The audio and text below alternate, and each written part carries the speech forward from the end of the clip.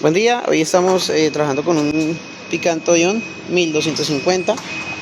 El vehículo llegó por una reparación general de motor, ya que no había lubricación.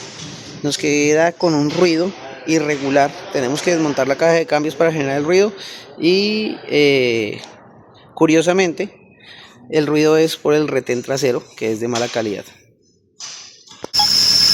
Aquí pueden observar, el motor ya está encendido y el ruido que genera la parte trasera del motor.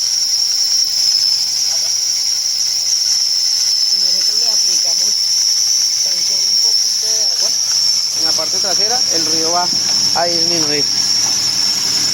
Recomendar, obviamente, siempre montar retenes originales para que no pasen este tipo de situaciones. Ahí le echamos agua y fíjense cómo quitó el ruido automáticamente.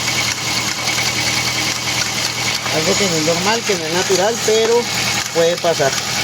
Siempre montar repuestos originales para que no pasen este tipo de problemas.